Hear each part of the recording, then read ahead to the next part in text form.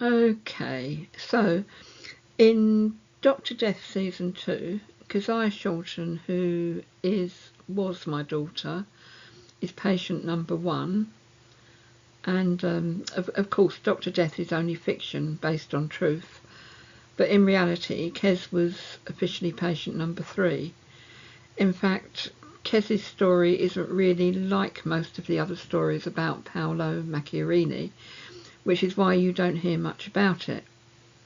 The first time Kez was mentioned in a documentary was in October 2016 on BBC Storyville. The docuseries was called Fatal Experiments, and when the research was being done, no one was particularly interested in what I had to say, because the aim was to present Macchiarini in a very negative light, and our experience didn't really identify with that. After watching the docuseries, I found it hard to believe that Macchiarini had deliberately incriminated himself. I mean, why would he? He's certainly not stupid, and he didn't work alone, so I was sceptical about everything that was portrayed.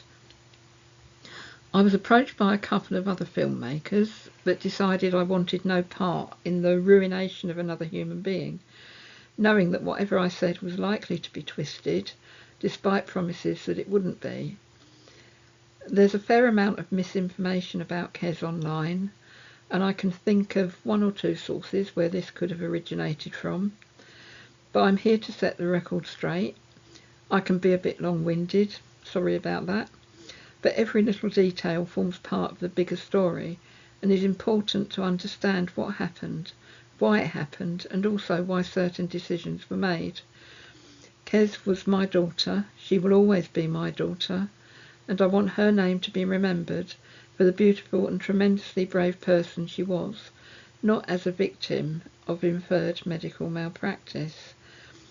I'm aware that Kez's case raised significant ethical concerns regarding experimental medical treatments.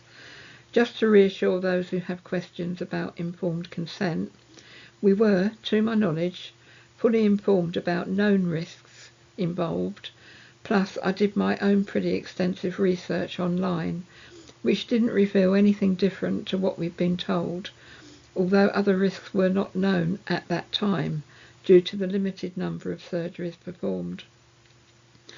Also, we were never told at any point that this surgery would be curative. We knew it would almost certainly save her life in the interim, with the hope that the tumour could be totally eradicated, which it was, and thankfully it didn't return.